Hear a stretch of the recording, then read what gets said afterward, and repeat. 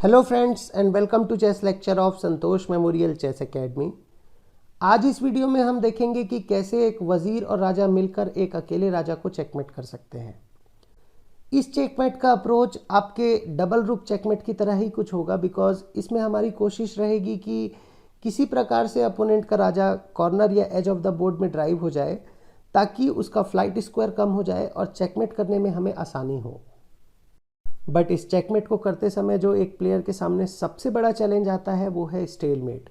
Because जब आप अपने वजीर और राजा को पास लेकर आते हैं अपोनेंट राजा के, तो ऐसी स्थिति पर राजा के फ्लाइट स्क्वायर्स बहुत कम हो जाते हैं और कुछ इसी वजह से स्टेलमेट जैसे पॉसिबिलिटीज़ बोर्ड पर बढ़ जाते हैं। बट डोंट वरी, आज के इस वीडियो के माध्यम से हम कोशिश करेंगे कि बहुत ही सिंपल तरीके से इसे अप्रोच करें और स्टेलमेट जैसी पॉसिबिलिटी तो आपके लिए बिल्कुल कभी आने ही नहीं वाली है अगर आप इस वीडियो में बताई गई बातों को ध्यान रखते हैं।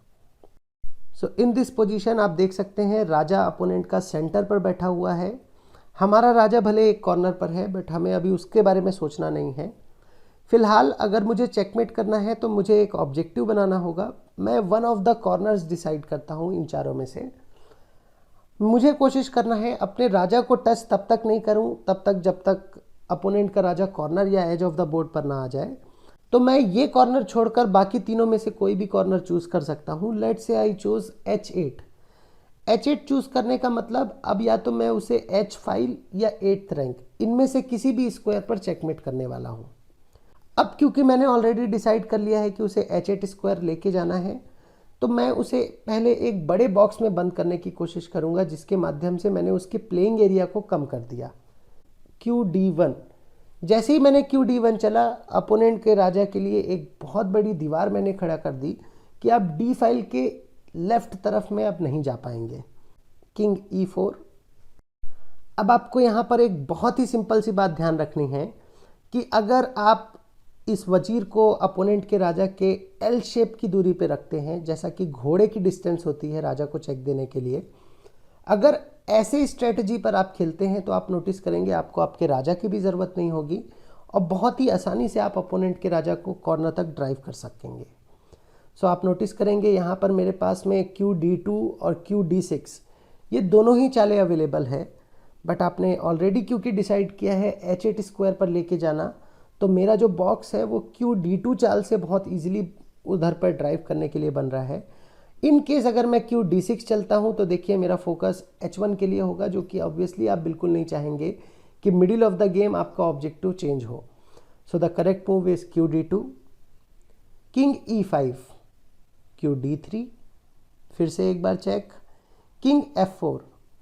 अगेन मेरे पास में मल्टीपल ऑप्शंस हैं क्योंकि उसने E फाइल अब छोड़ दिया है, तो मेरे पास में QD5 चाल मैं बिल्कुल कंसिडर नहीं करूंगा बिकॉज मेरा फोकस फिर H1 की तरफ चला जाएगा।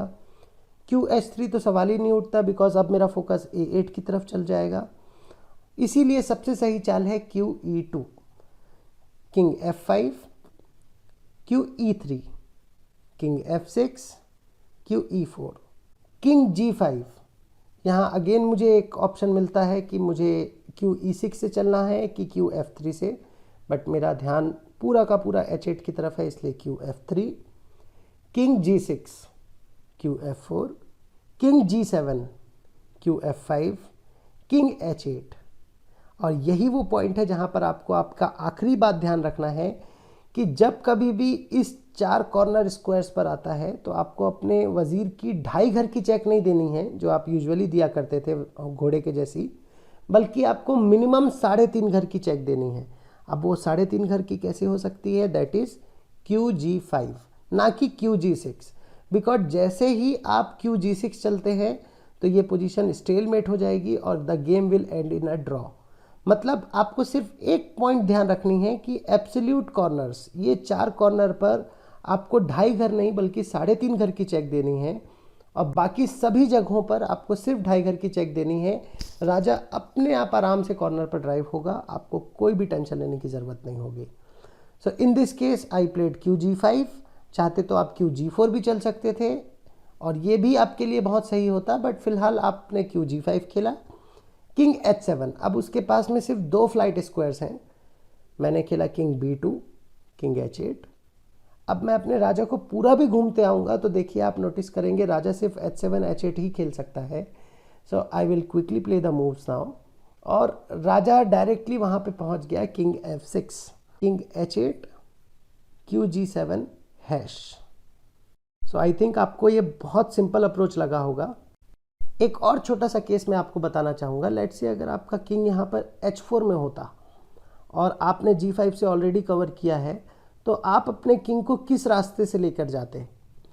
बिल्कुल भी ऐसी स्थिति पर आप ध्यान दीजिएगा कि जो वजीर के ऑलरेडी कवर्ड स्क्वायर हैं उसमें से क्रॉस करने की कोशिश बिल्कुल ना करें, बिकॉज अगर आप क्रॉस करते हैं तो देखिए आप उसके जो बचे हुए फ्लाइट स्क्वायर हैं उनको भी कंट्रोल करना चाहते हैं, ये आपका माइंडसेट दिख रहा है।